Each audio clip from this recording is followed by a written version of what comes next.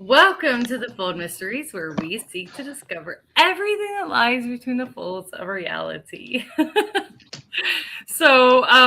Welcome again this week. So, we're excited to have everyone joining us. Make sure you jump in the chat, say hi, and we will post your comments as they come along.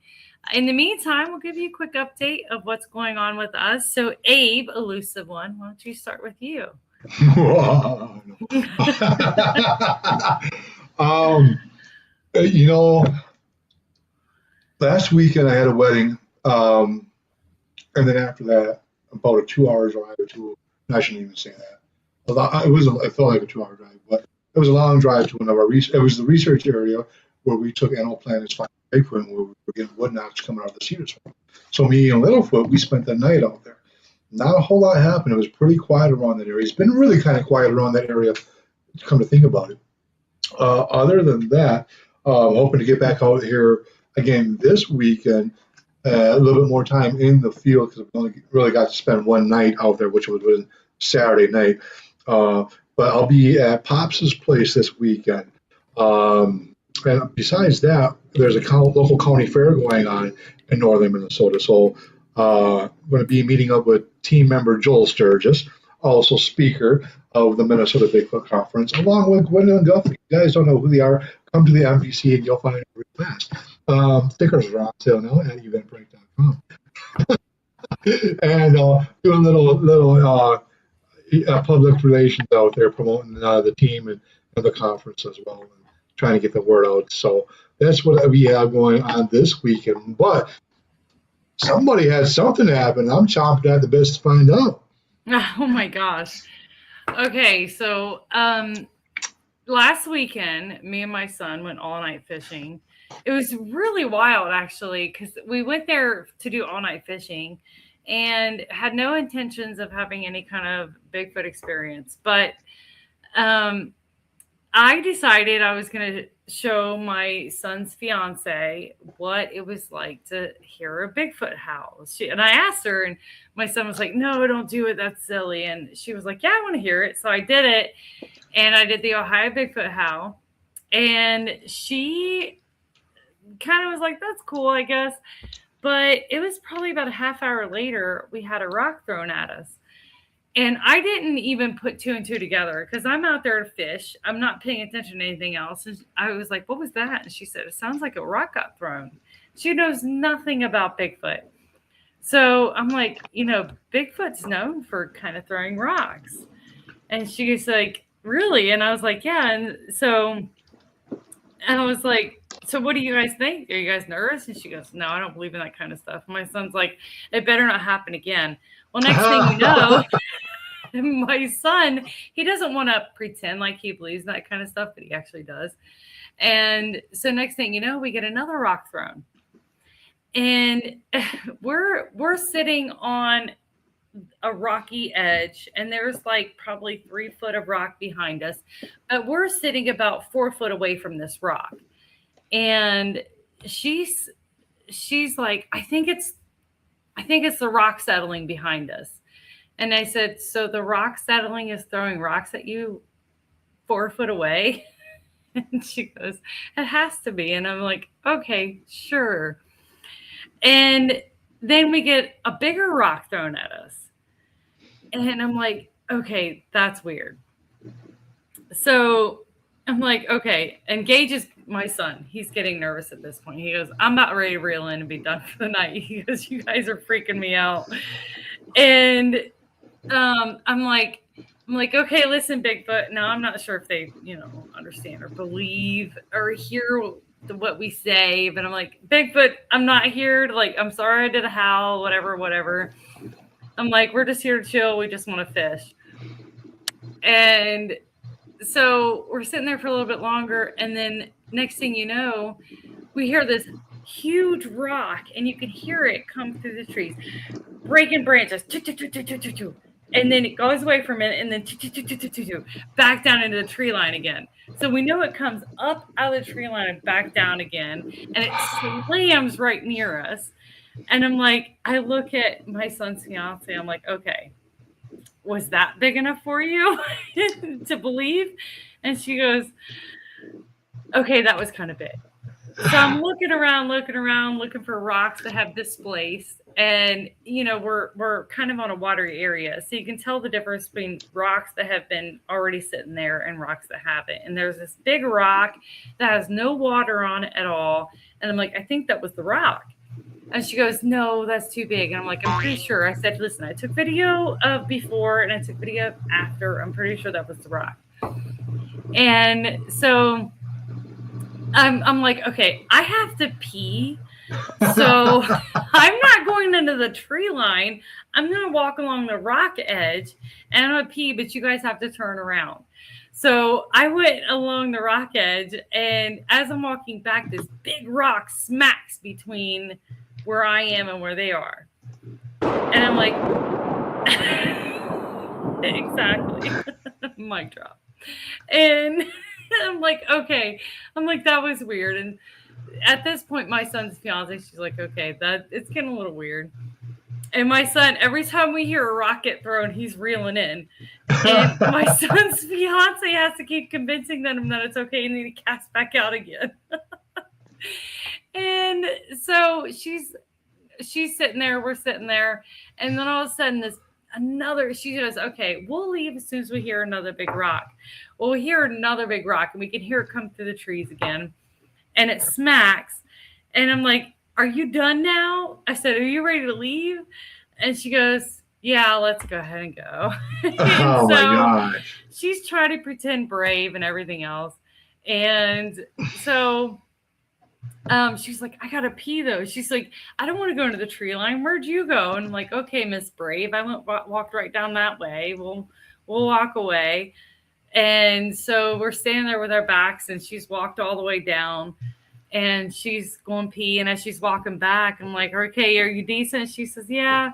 And right when I turned around, this big rock gets thrown between where she is and where we are. Oh, man. Yeah. And she's like, I'm ready to go. So we're packing up, we're cleaning up, we're picking up all of our trash and all of our equipment. And so my son, he's like so ready to go. He's like, I'm done. Screw all this. Let's get out of here. Did he do a little man scream? No. No, not at this point. Okay. So we decide we're going to pack up, we're going to leave. And right as we're getting ready to leave, we're walking up the trail. We're pretty far away from any kind of road. So we're walking up the trail, and maybe like 45 seconds into the trail, this big rock gets thrown right next to us. I mean, it breaks a couple tree branches on the way down. And he's like lagging behind. He's like, go, because he's the last in line. Wow. So we start speeding up our walk. And at this point, we're almost all the way out. And he's, we're all kind of chill at that point. We've been walking for a little while. Nothing's happened.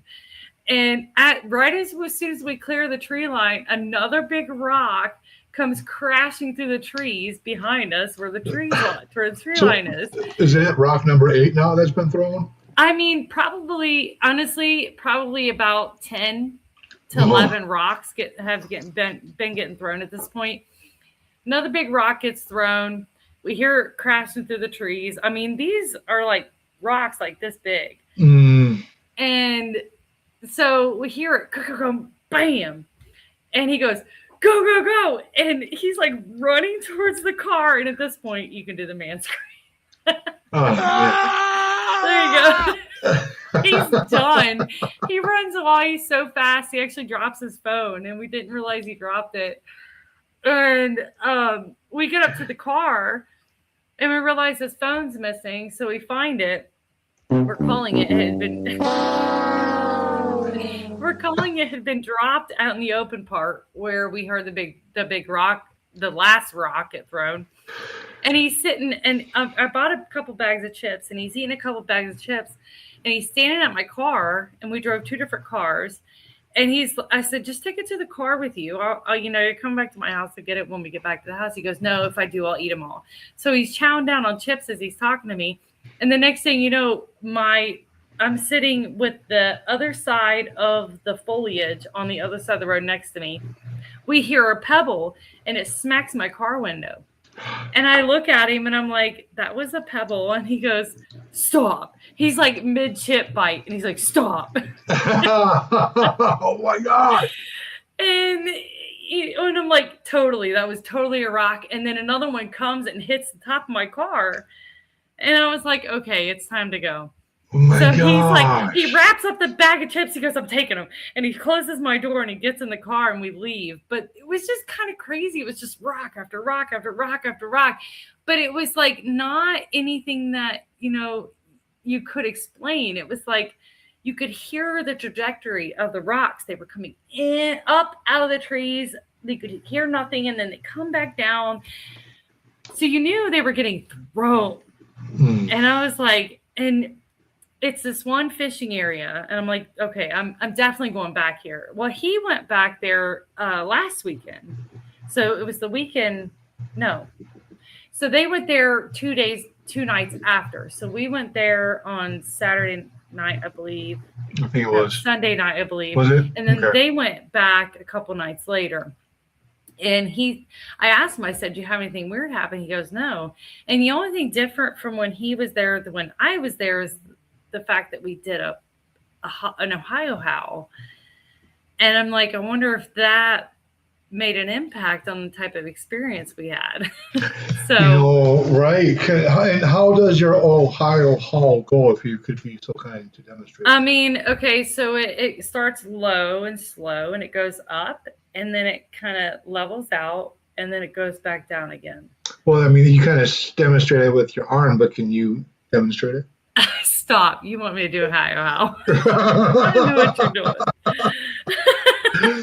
So I'm sitting here and I'm thinking like, okay, eDNA, like 11 opportunities for eDNA and stuff like that. Also, this popped in my mind. Was anybody on their menstrual cycle? No, that I'm not aware of, because we did have my son's fiance with me, but I'm not sure. Okay. Yeah. Okay. Wow, that's amazing fun.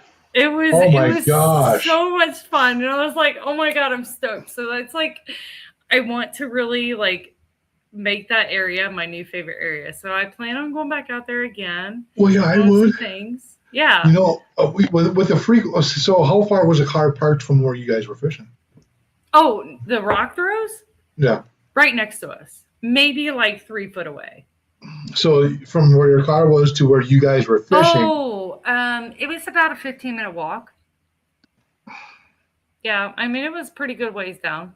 So it could have probably been about 100 yards or so. Up and down and through the hill and stuff. At the least, yeah. Yeah, at the very least. Because, I mean, okay. Where we were at, it's not a very well traversed area. I mean, you're like climbing over rocks and like lowering yourself down and stuff to get to where we were. And then on the way back up, you're having to put your stuff down and, hands and feet and knees and climb back up. It was a pretty good hike. It was fun. So it wasn't anything that was well traversed. Uh-huh. That's not part of my sound effects. Yeah. That was just the driveway alarm. Okay. Somebody's in the driveway. That's so cool. And what time of the evening, of night? Was it morning? What kind of morning, night? What time? So we started fishing at around, I don't know, maybe 7-ish. And then I finally did my Bigfoot howl, which nothing happened up until then. I did my Bigfoot howl probably right when it became dusk at about 9:30, 10 o'clock. And then about 45 minutes later is when we got the first rock throw. And then each rock throw was probably anywhere from 15 to maybe 18 minutes apart.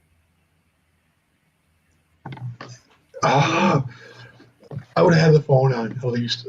Like just waiting for another. Okay, so the crazy part of it is I actually never intended on going night fishing.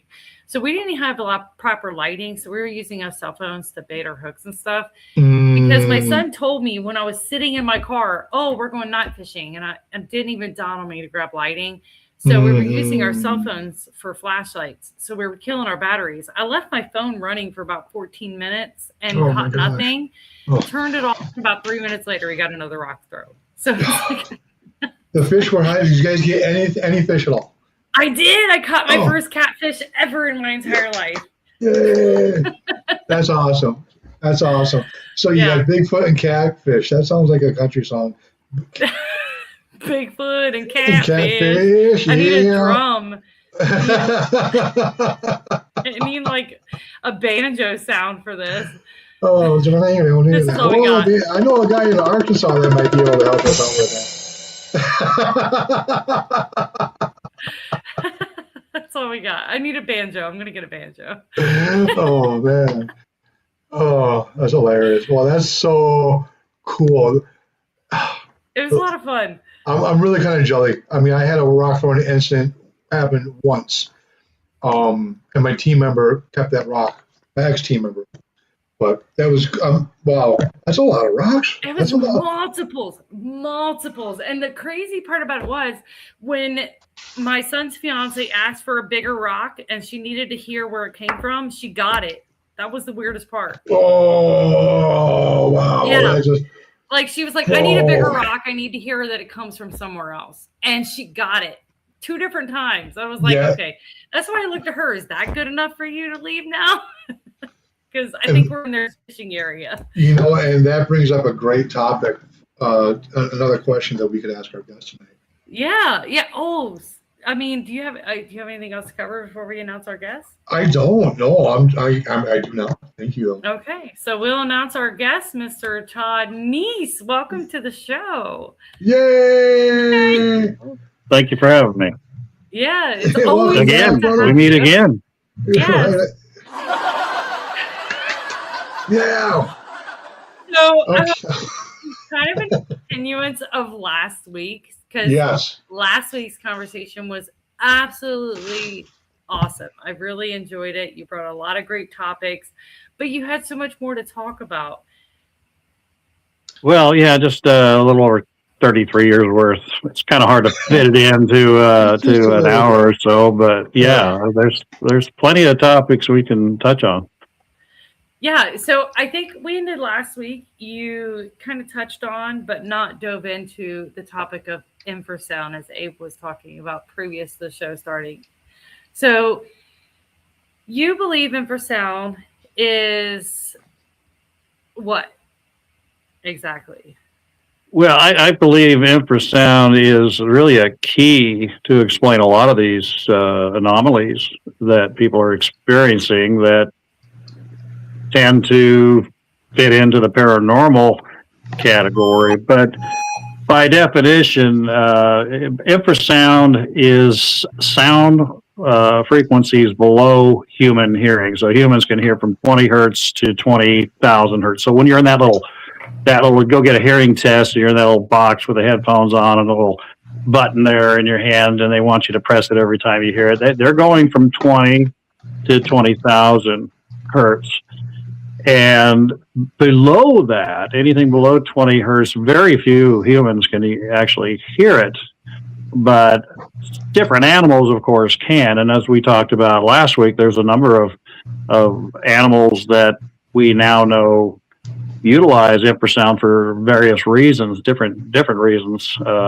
So the interesting thing about it, the infrasound is it's the lower the frequency. So we're talking like going from just by way of example, high range sounds are higher frequency. So as we get lower down into say mid range and then bass and then sub bass and then below that, you feel that the lower the frequency, the more you actually feel it. So lower frequencies, especially as you get into the infrasound range, become more and more physical, if you will. And they can have a number of different effects on humans. And we're really just kind of learning that fairly recently because nobody really thought about hey, let's see let's try to monitor, record, analyze sound below human hearing. It wasn't practical. Are you going to buy a silent music? I mean, we could certainly do that. It's like buying tasteless food or invisible art. I mean, we could probably make that happen, but it doesn't have a commercial value to it. So nobody really paid attention to it until fairly recently, until they were able to actually design recording systems that really delved into that. And once they did, it's a whole new, really chapter in audiology, if you will. But yeah, so we talked about how we've learned so far that elephants, whales, tigers, alligators, crocodiles, and various other animals, now that they've been actually testing that we found that they can actually generate it. And again, for different reasons, because they all have different effects, which is why I think you need to think of it in terms of communication. For instance, when we talked last week about how elephants use it to call the herd together. Well, that's a message, is it not? When tigers use it to hunt with, they use it to install fear and confusion in the prey, that the game that they're going after. Again, there's a message in that. And then alligators, like we talked about, alligators will use that infrasound as a mating call. So again, there's a message in there. Hey, baby, I'm over here. So in each case, there's a particular meaning. So it is communication in a form. And so I think we were kind of toying around with the idea of what people call mind speak. And, that one was a hard one for me to wrap my head around. But hey, if we can embed some form of communication like whales do to communicate to distant pods of whales, again, that is a message. There is a purpose to that. That's what language is about. There's an embedded purpose in it.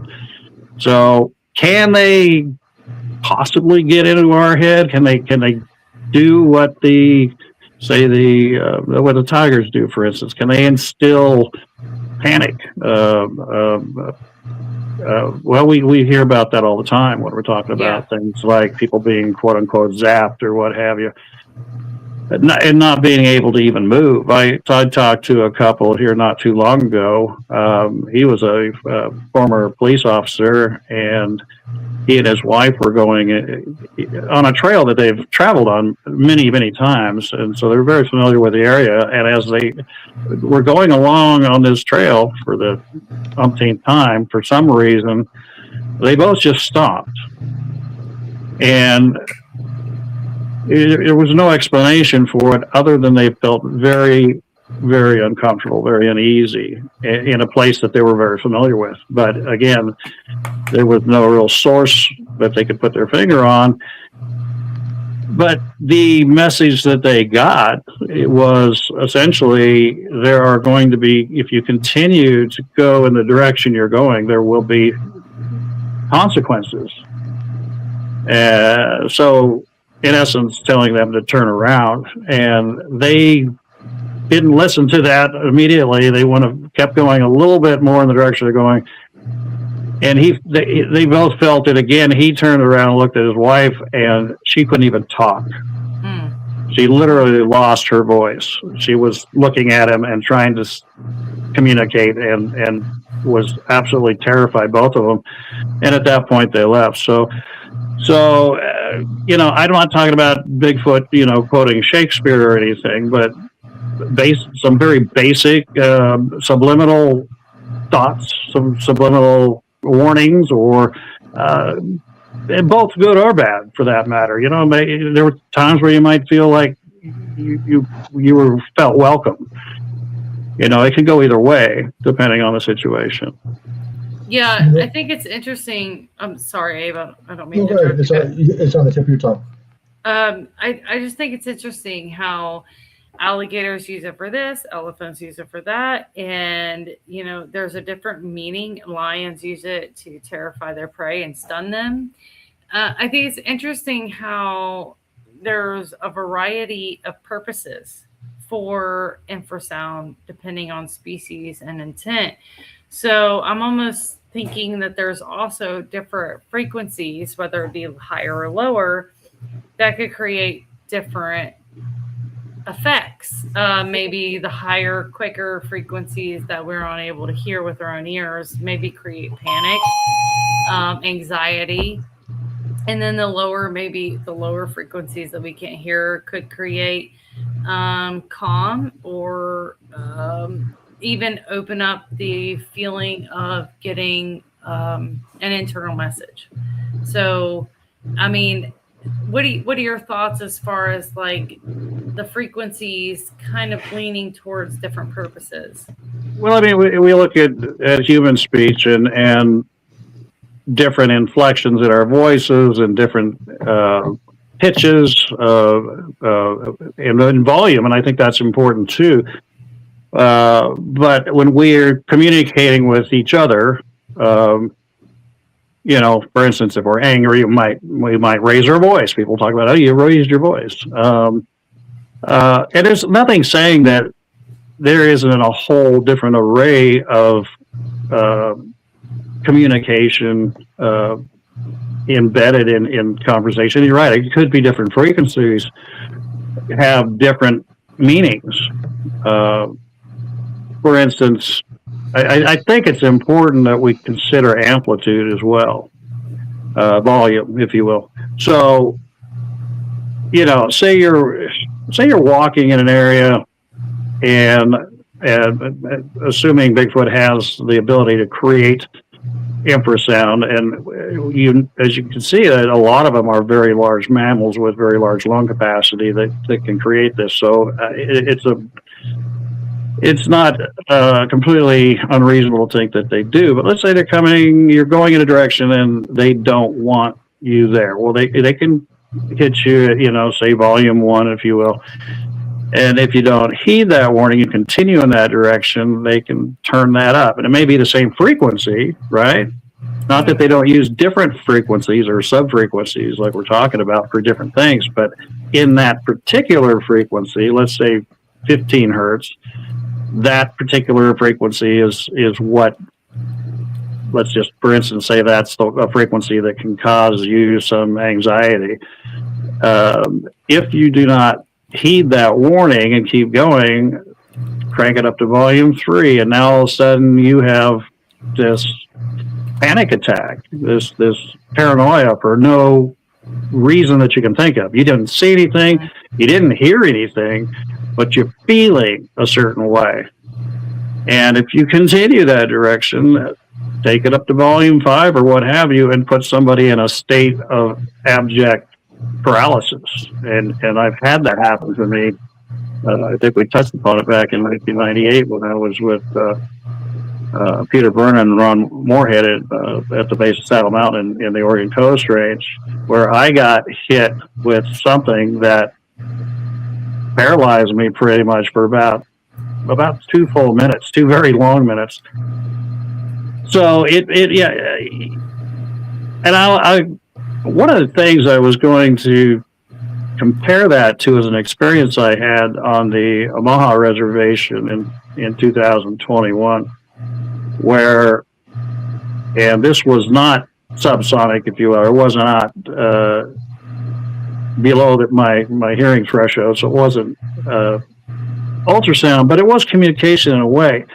The very first night we went out into the field, and I say night because we didn't go out until midnight, and this would have been a Monday night in late October. We just so for those of in your audience that hadn't heard about this, I had been communicating with this Native American tribe for some time. A couple of individuals in particular who talked about how they could call them in. And of course, I didn't really put a lot of credence in that, but they did. They would yell out in their native language, and we would have a couple of these individuals in the pitch of black of night, mind you, appear. And when I say appear, I mean in the form of what some people call eye shine. We could see a set of eyes looking at us, sometimes two sets of eyes, and a couple of times three individuals. But on that first night, that Monday night, well, it might have been Tuesday morning. I could have been, 12:30, 1 o'clock. I hear coming from quite some distance, but in the same direction that we're observing these individuals, what I can only describe as a song. And I know that sounds weird because I'd never heard anything like it. And I've listened to a number of purported Bigfoot vocalizations. By a song, I'm talking just a tune that went on for maybe 5 or 6 seconds, maybe 7 seconds. But within that, say, 5 to 7 seconds, there were probably 6, maybe 8 different notes, okay, like a song. And it was very loud and very shrill to the point where I had pretty much assumed it was a female. And I listened to that coming from back in the darkness out of the woods. And I have to tell you, it wasn't frightening at all. In fact, it was really beautiful. It sounded welcoming, to be honest with you. And perhaps that was the intent. I don't know. But in the course of about a minute and a half, this individual would do this tune, if you will, 4 different times. Each time, and this is what's important, each time she, and I'll just throw it out there, she sang the exact same tune, note for note, pitch perfect, exactly like the 3 times before. Interesting. Now, to me, that's communication. Mm-hmm. It's not a random roar or a whoop or a howl or anything like a growl. This was like a song, a tune, and I was just blown away by it when I heard it. I wished I had a tape recorder. Wow. That was one of a number of very interesting things that took place on that trip. And if you'd like, I could go into a few other things. I don't think we had time to hit on, but so. I mean, that sounds amazing. That whole week was really a highlight in all of my years of research. We were there 5 nights in a row, 2 different locations on the reservation. Go ahead. We had a guest, and I forget who. They had a recording of this singing that I think you're describing it, and it almost sounded very angelic. It was very, it's hard to explain, but it was very, very beautiful. Yeah, it was, and like I said, it sounded very. It was beautiful, and it was not frightening whatsoever. And I would go on to hear it on a separate occasion in broad daylight. I'll get to that in a minute, but that was just amazing. After we had gone to this site, and I actually drove, they told me which way to go and whatnot, and we went to it's a very remote site. Now this is along the border of Iowa and Nebraska, which is separated by the Missouri River. So it is actually 99% of Nebraska's flat corn, soybeans, whatnot. But that river valley along between Iowa and Nebraska is very hilly and wooded, and that's where we were. So I'm going to jump ahead a little bit. I think it was Wednesday. We were meeting every night, Monday, Tuesday, Wednesday, Thursday, Friday nights. And we would stay up between midnight and 2 o'clock in the morning. And sometimes, I think one night we stayed almost at 3. And consistently had interaction with these Bigfoot. But on this particular day, on a Wednesday, I knew I was going to meet with them probably around 8 or 9 o'clock that evening. I don't think they even know about this, so I hope they're not listening. But knowing where this was at and really wanting to see it in daylight, just for the sake of posterity, I wanted to make sure there was no other possible secondary source of light or anything that could possibly be confused as something else. And as it was, there was this very slow sloping hill that went up behind or in the direction we were looking. So there was no other light source whatsoever. But anyway, I had decided to go look at it in the daylight, and presuming that these things, if they're up at 1 or 2 in the morning, they're probably nocturnal, and so they got to sleep sometime. I thought, if I go up during the daylight, I want to go into the woods, up that hill, up to the point on this hill where I believe they were standing, or pretty much where they were hanging out when we did see them. And I thought, they got to sleep, and so I took a Tascam digital tape recorder with me out that we're coming to when we saw them. And I go to set this tape recorder up, and I hit the button. The red light comes on. I put a couple leaves over it in case the rain came. I wanted to protect the microphone a little bit. And no sooner did I stand back up from placing this tape recorder between the crotch of 2 trees that came together, off to my, say, 8 o'clock, here she goes again. Same individual, same song, same 5 to 7 second tune, note for note.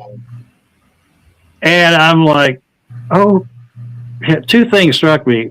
Oh, right, I think I got that on tape. And secondly, oh crap, they're still awake. And here I am 200 feet from my car, and they're letting me know that they know I'm there. And I'm like, oops. So at that, I turn and start walking back toward my car, which again was about 200 feet down this hill I just come up. And about maybe 20 seconds after she had done that tune, I hear very loud. It was sounded like 2 baseball bats being hit together, but that quickly, 6 of them within about literally like 5 seconds. It's something, and this isn't coming from the opposite direction. So instead of 8 o'clock, it's coming from my 2 o'clock. And so now I know they're on both sides of me, and this was just this thing. These knocks were like almost as loud as gunfire. Wow. And very, very rapid at that. And of course, I'm like, okay, got the message. I'm leaving. Sorry. That was one of the things that happened that was pretty amazing. Sad to say, when I went back to retrieve the recorder, which I hadn't used in a while, I've got this one singing on there, and then I got those tree knocks. There's no way I couldn't have picked that up. Well, stupid me forgot that to actually activate the recorder. No. Yeah, you hit a switch, and this red light comes on, and to me it was like, all right, it's recording. No, you have to hit it a second time, and then the red light blinks, and then it's recorded. Right, So yeah. I lost all of that. Oh my God, I've been there. I hate that feeling. Oh, I was like, I can't believe I did that. But anyway, that's my mea culpa for the evening. But anyway, so we. Another thing that happened that was pretty crazy was, I want to say it might have been that night. I think it was Wednesday night. This Native American fellow I was with had been, he was a practicing Mormon. A practicing what? Mormon, Latter-day Saints. Mormon. Okay. Yeah, the Mormons had come through that area and converted a bunch of tribal people, and so he was very devout. We prayed at every meal. He was very religious kind of guy. So we're there one night. I think it was Wednesday night, and he says, we had a little bit of activity. It wasn't as active as it was the first two nights, and he goes, you know what? I'm going to try something. See if I can get them to be a little more apparent. I go, what's that? He goes, I've only done this a couple times, but he says, I'm going to pray with them. Aww. And I said, really? And he goes, yeah, sometimes they'll react to that. So at that, and keep in mind, this is right in the midst of COVID. I only bring that up because his prayer went something like this. He would yell out there, "Aho, Kage," which is hello, friends. He says, I'm going to speak with our Creator, and I'm going to pray for your health in these times, and for your happiness and safety. And so, if you would like to join me in prayer, Gigaho means come closer. And with that, he bowed his head, and I bowed my head, and he said a prayer that lasted about 3 minutes long. Okay. So at about the 90-second mark, about a minute and a half into this prayer, at very close range, probably 50 feet, where they were normally about 150 feet away, off to I would say my 2 o'clock, right in the middle of his prayer, this one just goes, "Ooh, Oh. ooh." Oh, that's And so cool. and he just kept on praying, and I'm like, I'm wanting to look up, but part of it says don't. And he did it like 4 times. This really loud whoop sound, considerably louder than what I was doing, but it was close. It was 50, 60 feet at the most away from us. And then he finished says amen. And then I'm like rhetorically going, dude, was that them? And he goes, yeah, that's them. He goes, I think I know which one that is. And I go, what do you mean? He goes, I think that's the one I call Michael Jackson. I'm like, what? He goes, yeah. He says, I saw him. It was just around dusk, not quite real dark. And he started going into this demonstration, if you will, this dance thing, where it was flailing its arms up and down and side to side and twisting its body and jumping up and down. And he says, hey, you reminded me of Michael Jackson, so I've called him that ever since. He says, yes, the one that comes the closest, usually. That's so cool. I can see her right now doing the Thriller dance. Yeah, right, a little moonwalk. So that happened, which was amazing. That was amazing. And then, like I said, we had 2 different locations that we went to. This one main area we went to 4 out of the 5 nights, but on this one night, it's like Friday night, we go to an area that they had dubbed Hard Knocks. I assume because of knocking activity, I don't know, but he said, we're going to go to Hard Knocks. It's about 4.5 miles away from here. So we get in my rental car. They're showing me, okay, turn here.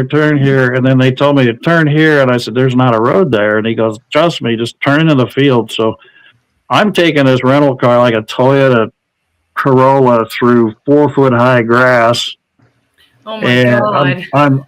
It's like over the hood, and I'm like, am I going the right way? He's like, yeah, you're going, just keep going. And yeah, I'm thinking, I got to turn this thing in, I should have rented a Jeep, right? So, no kidding. So we finally break out onto this dirt road, like a logging road, and he told me to turn left, and I'm like, I'm just glad to get out of the weeds. And we're going down this road, and it's fairly straight. I remember off in the distance, I could see the lights of Sioux City, Iowa. I mean, way distant, but it was a clear night.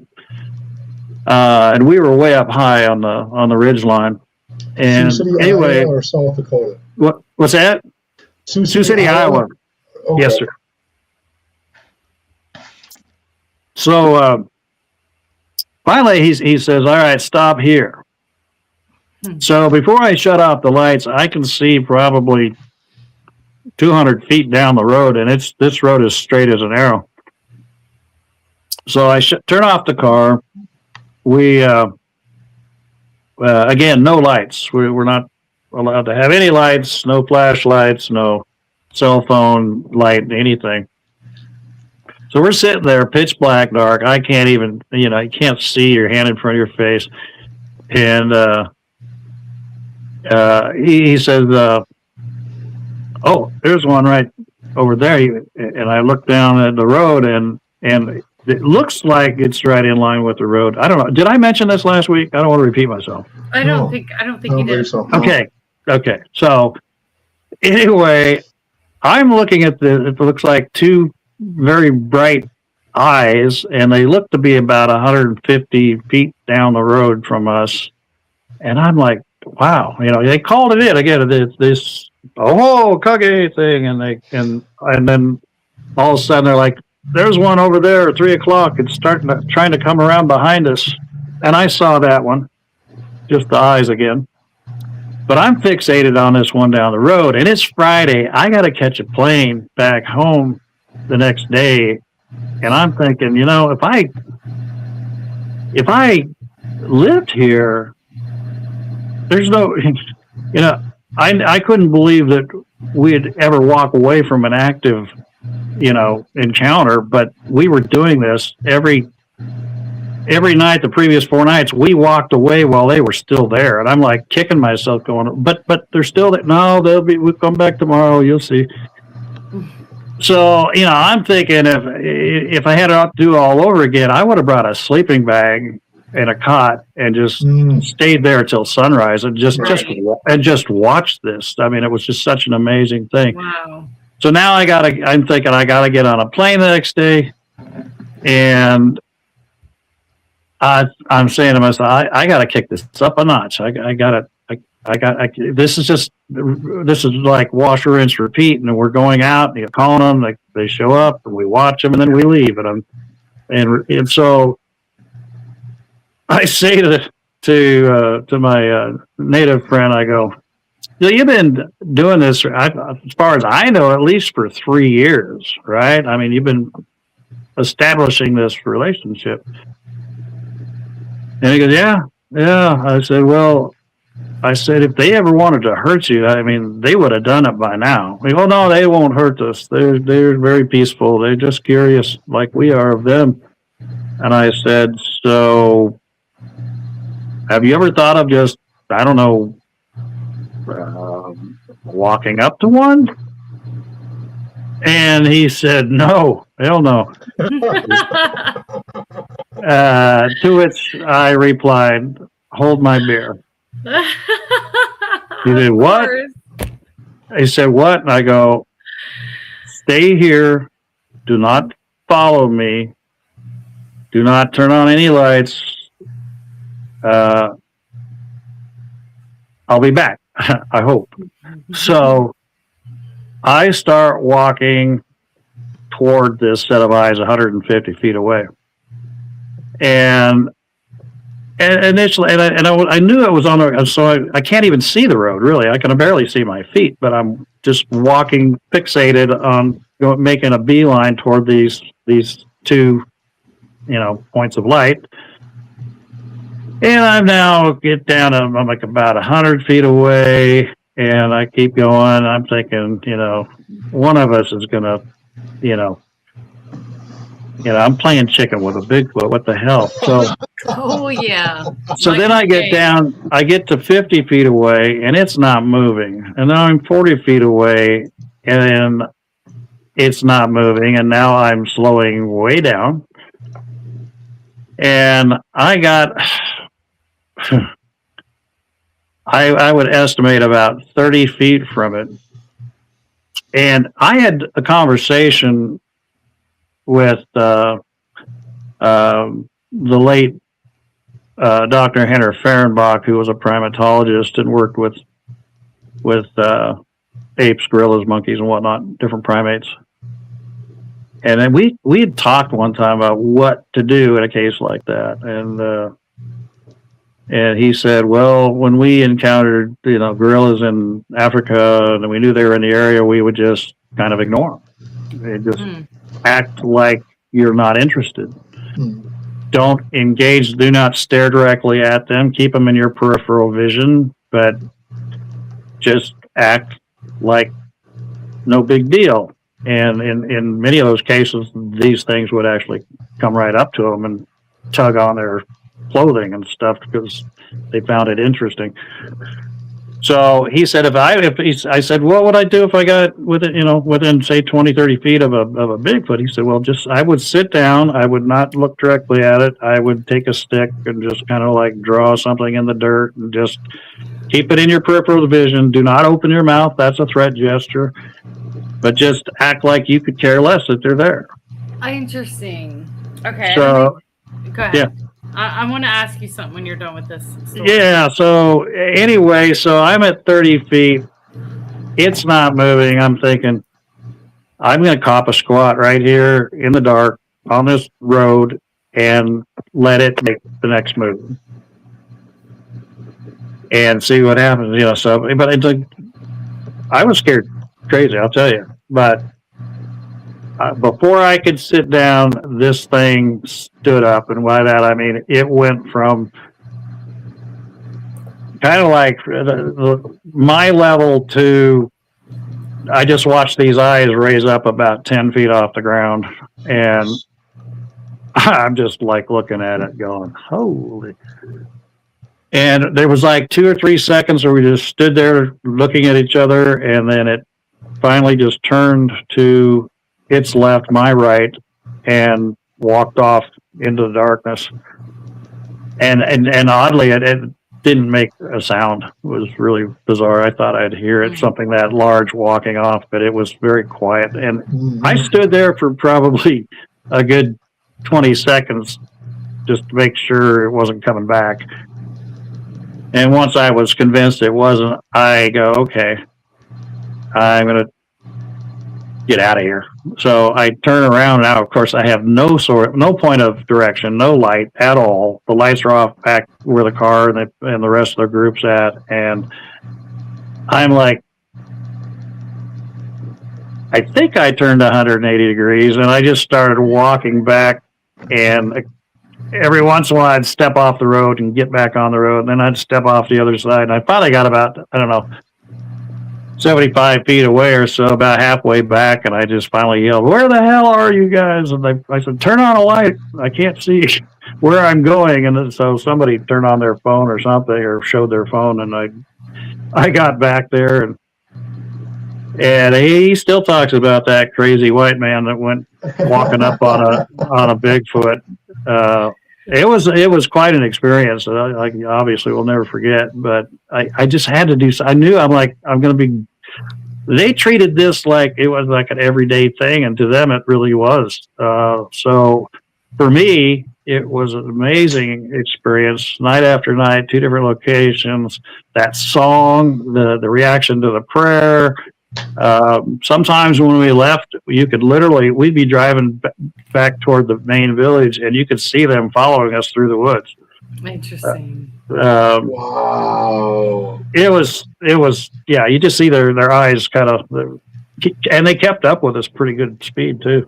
Wow. But anyway, yeah, so I'm sorry, you had a question or thought? Well, okay, so you said something about telling you to draw something with a stick in the dirt. Him being the Native American that No. kind of Dr. Fehrenbach. Okay. So I'm wondering his purpose of that, because is it just to be a mental distraction for you? Is it to draw curiosity from the Sasquatch?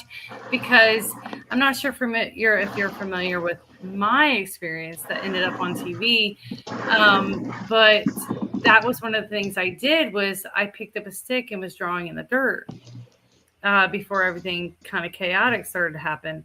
So why would he tell you to do something like that? It was just a means of showing that basically disinterest, that that you were comfortable with them being there, and that as opposed to everything in your body telling you to do something the opposite, to freak out, this was.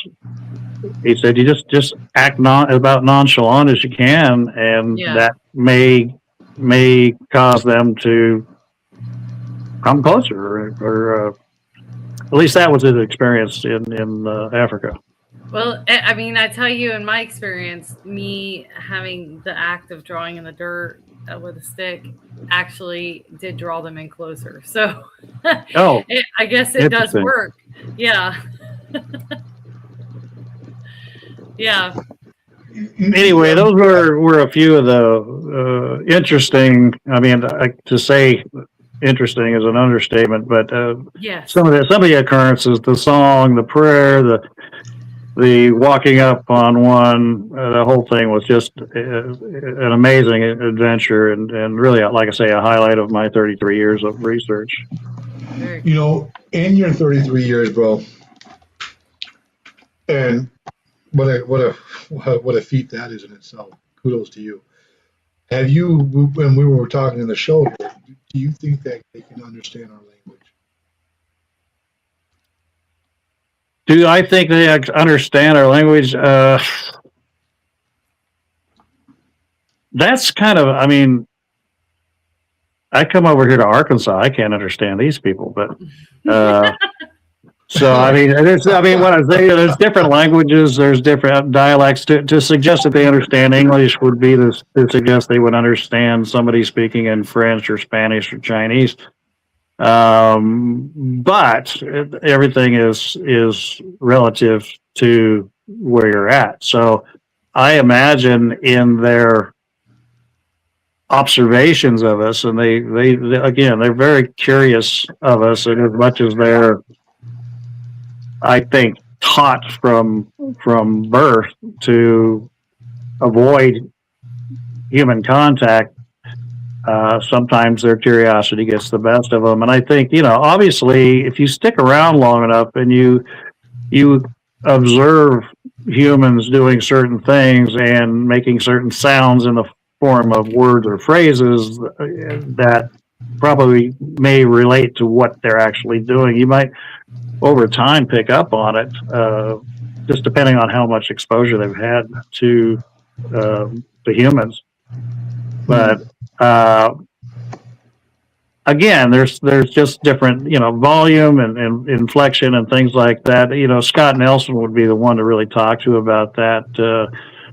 He is an expert in cryptolinguists, and he looks for patterns. He can listen to a foreign language he's never heard before, and given enough time and exposure to not only let the language that he doesn't know, but observing what's going on in conjunction with the language, he can decipher a language and actually learn it. So I don't see why this species is not stupid by any means. They're quite intelligent. I don't believe they could speak English, but they may mimic us from time to time. Who knows? Right. The reason I ask that is because with the incident that Gwendolyn had night fishing, and her son's fiance saying, "I'm going to need a bigger rock," and then it happened. Right. So yeah, and so I was on expedition in Iowa at a place of habituation, and it was in 2009 or 2010. I know I was down there for sure in 2009. Actually, it was one of those. I was down there both years, to be honest with you. And this, she says that she could feel which direction they were at because she would feel a coolness, or that part of her body would get goosebumps. And so she goes, "Okay, they're over there." She's rubbing one of her arms. She goes, "They're over there." I said, "Okay, you think they're over there, right?" So I'm like, oh, "Okay, we'll see. We'll see what's really going on."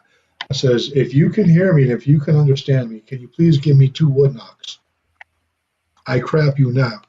2 wood knocks came out of that direction. I was like, "What the heck?" First time that's ever happened. And since then, I like to ask other colleagues if they've ever tried talking with them and got something that they asked for, or something that they could do and it was done. Now, well, that's interesting. Yeah, with your friends on the res, have they ever asked for something and then received it? Well, I can say, for instance, like, not only were they speaking to them in their native Amaha tongue, which they seem to understand, at least the aho meaning hello, and Hello, yeah. and kage meaning friends, and gigaho meaning come closer.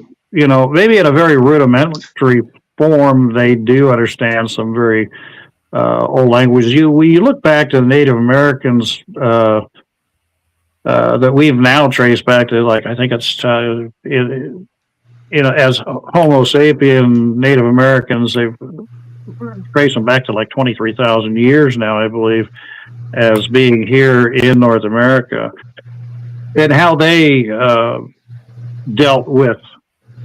I think we talked about last week how they talked to them not as an animal but as another tribe. They called them the first ones, or the old ones, right?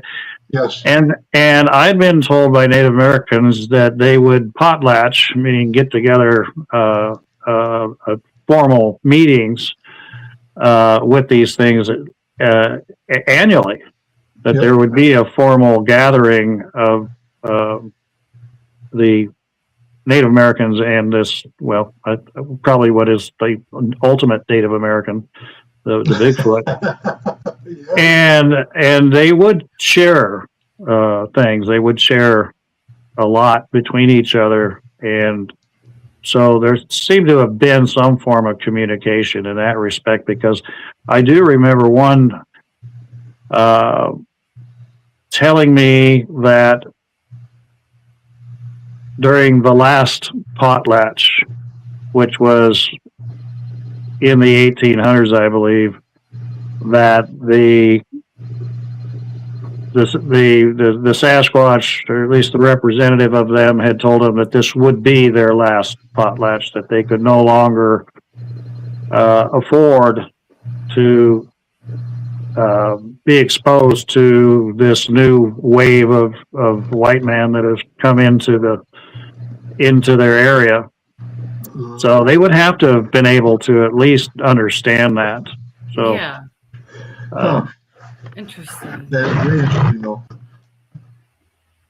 That is so mind-blowing to me. So they would have get-togethers with these Sasquatch where they would communicate and talk. That's what they told me. And share. They would share different things with each other, as far as physically share food, share tools. Trade. Yeah. So according to them, this last potlatch was 1800s. You said? Did I? Yeah, so as during the westward expansion, as we came across the plains, and don't kid yourself, they observed really the consequence of dealing with these more modern humans, if you will, as their original version of humans, the Native Americans, started going away. And a lot of it due to warfare, a lot of it, much of it due to exposure to disease. And that may be one of the reasons that they stay away from us, just for that reasons. Who knows what sort of an immune system this species has, and they may be aware that, at least from observation of Native Americans coming into contact with us and what happened to them, that they didn't want that to happen to their species. That would be a disaster, a pandemic, really. Mm-hmm. So, yeah, that's so. Wow. That kind of really answers my question. In a sense, they might not understand English, white man tongue, but they understand some native tongue, some from different clans. Or even sign language. We talk about hearing them do tree knocks and things like that. That's a form of communication as Absolutely. well. Yes. Yeah. Yeah. Yeah. So, what Native American tribe did you say that was telling you all these experiences and history? So, this was the Omaha tribe. If you had asked me before to name a couple of states where I did not believe that I would encounter these creatures, I think Omaha would have been right up there, just because of my ignorance really about the layout, the geography of the state. I tend to have just thought it to be all flat and whatnot, and but it's like I guess I thought that pretty much about Arkansas too, and then I discovered the Ozark Mountains. So yeah. Yeah. So did you ever get to talk to them about the phenomena of like the fairy lights, their beliefs on what that could possibly be? And is, in their viewpoint, is it connected to Sasquatch at all? Well, what do you mean by fairy lights? Are we talking orbs? Are we talking eye shine? Consider it like an ancestral presence. Some of them call it the Nunhaney. It's like a Cherokee folklore that describes immortal human-like spirits, moon-eyed people. Different tribes consider different things, but it's basically these floating lights in the woods that are bioluminescent and kind of free-floating. Minahuni? Sounds like fireflies to me. No, it's not. It goes by multiple names. It's Ignis Fatuus. It's fairy lights. It's where the jack-o'-lantern came from. There's even some tales of it in like Australia. I mean, it's all over the world of these floating lights in the forests or in the plains. Well, I haven't heard it quite described that way, but in a sense, this you could almost tie this back into the infrasound. So one of the things I looked into was this. So many people talking about seeing balls of colored light, if you will, floating through the woods, and maybe we're talking about the same thing, and they would call them orbs. And that was one of the things I pulled out of the paranormal supernatural file and thought, okay, let's see if we can figure out if this anomaly can be explained scientifically. And and you could do this, like anybody in the sound of my voice, you can just click on your phone and say, can infrasound cause visual lights to appear? And you will get that information. This information has been out there a long time. Nobody's really kind of connected all the dots and applied it to these creatures. But when people say, hey, I'm seeing these crazy colored lights when we believe we're in the presence of these things, infrasound can cause that. And I'll give you an example that I found in my research was that there was because we mentioned that infrasound happens in nature, not only just from animals, but things like earthquakes can create infrasound. Thunder and lightning create infrasound, things like that. But man can also create it. I think we discussed how the rocket engines made it hard for the astronauts to focus on gauges.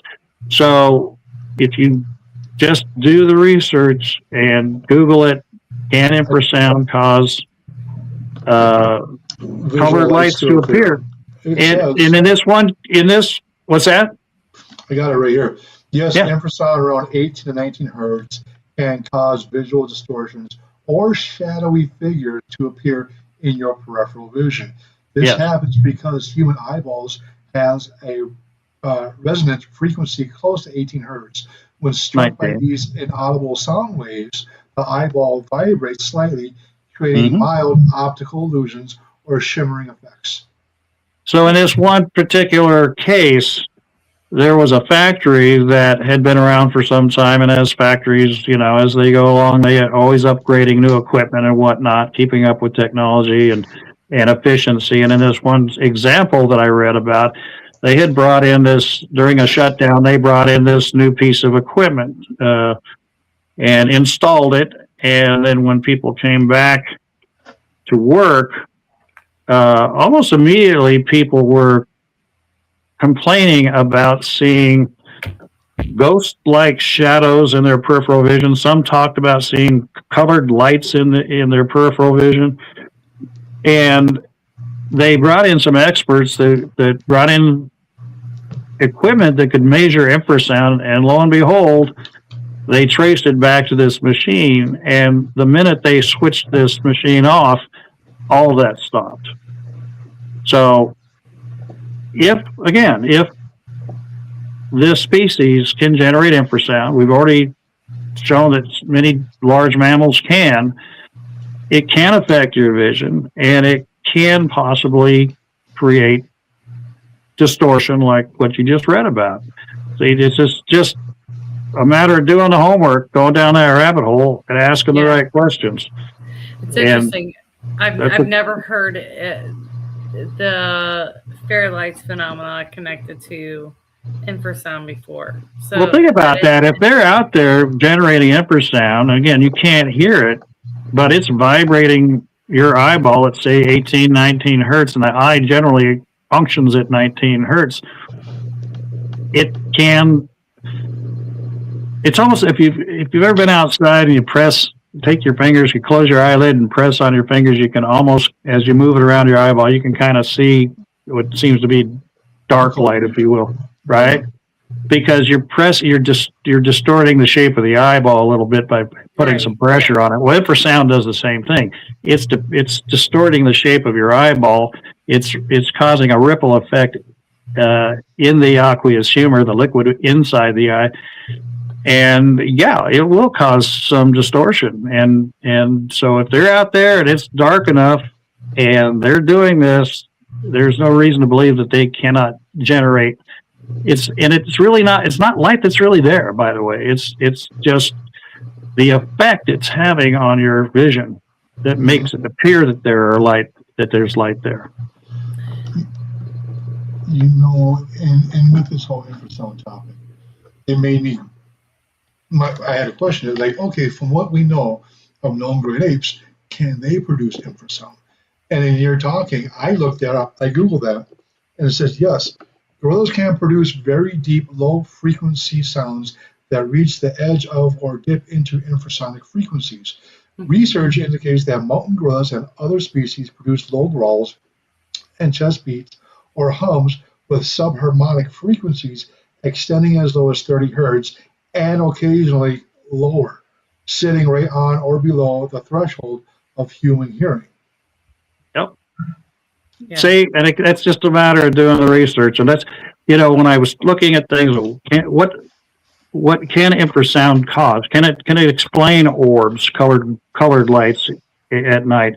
Can it explain whether can it possibly be the answer to why some people say that Bigfoot can disappear and appear willingly at random?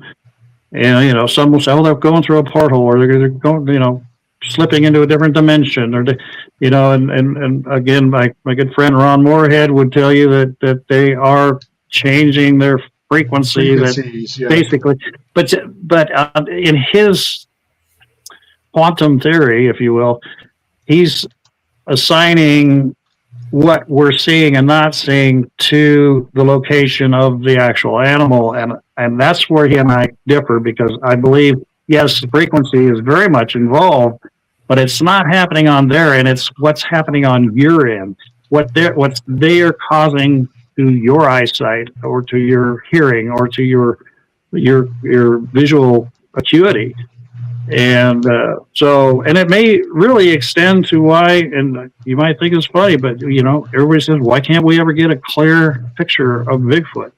Again, one of the things that got me started on this train of thought was, one day I'm driving down the road in my truck, and a song came on that I really liked, and I was all by myself, and it had a lot of bass to it, and I've got a really nice stereo in there, so I cranked it up very high volume, and I had to change lanes, and I go look in my side rear view mirror, and I cannot make out really the road behind me as I'm looking at my mirror, because it is vibrating to the frequency of those super bass notes coming from my amplifier and my subwoofer. And interestingly, as I turned the volume down, all of a sudden that my vision became very clear, and I could see whether that lane was clear enough for me to change lanes safely. And I thought, that's what got me thinking, if infrasound and this bass I can hear and feel, what if there was bass below that you may feel but you can't hear? And you're talking about a mirror that's a piece of glass that's coated, so it's a hard object, is vibrating at a certain frequency that you cannot use it to see clearly until you turn that bass down. If you could do that to a regular rear view mirror on my truck, you can certainly do that to the lens of a camera. Am I right? Mm-hmm. And especially newer cameras that have the anti-shake function. If you notice that where the lens is literally kind of floating freely in the cameras, so if you are moving or walking or running, it tries to steady that picture. So that even then would be even more susceptible, I imagine. But it could go a long ways to explain why people have a hard time getting clear photographs of these things, if they are, in fact, at the time they take the picture, generating this infrasound. It could cause vibration on the lens of the camera. Again, it's a theory. Yeah. It's interesting that you mentioned that, because infrasound has been a theory of Bigfoot experiences for a while now. It's just been kind of an idea that's been popping around here and there. But I had proposed the idea that this infrasound could play an impact on electronic equipment, especially film, if they're able to impact it through some sort of infrasound. And then that also brings the question, is there a possibility that Sasquatch is able to emit some sort of EMF? Because stingrays and some aquatic creatures are known to emit some electromagnetic fields as well. So is EMF also possibly a factor. Well, I have always tried to base any theory I have. If somebody says flames at its butt, then show me another animal that can do that, and then we've got a place to start with. Now, in the case of EMP, like what you're referring to, show me an animal that can do that. We usually go, well, yeah, electric eels, or some. But can you tell me of a mammal, a known mammal that can create EMF? Not offhand, honestly. I Yeah. mean, obviously, I'd have to do some deep dive research, but I mean, I know that stingrays, electric eels, they are able to emit those sort of frequencies. But I mean, that's why I ask you, is that a possibility? So your comparison is if some other land mammal is able to do that, then that might be something to consider. Well, I would encourage anybody that wants to follow that train of thought is to get it on your computer, do the research, and see if there is an example. You've got to step it up to. I mean, there's a lot of animals, and animals go everything from single cell amoebas to humans. That there's a lot of animals that can do certain things, but we have to up our game and bring it up to at least the level of a mammal, a vertebrate, hopefully a primate, can do or create that sort of effect before you can really kind of pin it to Sasquatch. And in the case of my research, lightning and thunder out here. Yeah, I can tell you're kind of glitching it out, but I think that your point is valid. I think that being able to connect it to some sort of land mammal would be more viable of a potential for that sort of situation. What were you going to say, Abe? I was going to say, I Googled just that. I said, what creatures can create electromagnetic fields? And electric eels, black ghost knifefish, electric rays, or torpedo rays. Creatures that sense EMFs or field megaabsorptions and electric receptions are shark rays, platypuses, and enchiladas, migratory birds, and pigeons. Really nothing primate-wise. Interesting. Right, and we know that now we do know that birds will detect electromagnetism Yes. From the Earth. They migrate. That's how they migrate, exactly. Exactly. Yeah. It's kind of an interesting idea, but it's just something I've kind of pondered on. Well, anyway, just like there. when I had my eyes open, no pun intended, to this whole eye shine thing and was able to finally figure that out, that's when I decided to look into some of these other anomalies that I had also put in that category of. It thundered again. Yeah, I think we're losing him periodically. He's got some. It's still there, and so. Yeah, there you are. Sorry, we lost you. I've been able just through infrasound to be able to associate it with invisibility or stealth, at least in so much as how it affects your eyes. Blurry photos, perhaps, the feeling of being zapped. Storm's moving in, getting closer. Being zapped. Yeah. I have to have him pick up on Get the paddles. where being zapped was. Okay, so aside from this, because he's kind of glitching in and out, I'm reading now that there is some limitations on land for EMF being created naturally on land due to a low frequency dissipation rapidly. So I guess it does dissipate rapidly in the air compared to water, making it electrical signaling on land less effective than in water. So that might be why this has maybe adapted out of land animals versus aquatic animals. Here he comes. Ah, There he is.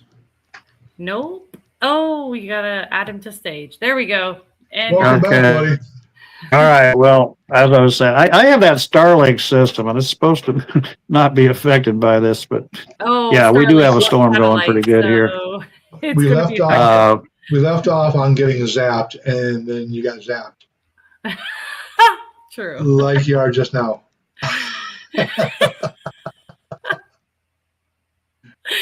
That's wild. This is a perfect opportunity to draw Captain Morgan on. Definitely affected by electrical storms. So, I mean, anything that covers the atmosphere. Hey, there we are. We are. Okay, I'll try to. We might have to wrap this up here, but I'll try to keep it short. They've been able to kind of go back in history and associate infrasound and how it affects humans by talking about things like what we call PTSD today. It used to be called combat fatigue, and before that it was called shell shock back in World War I.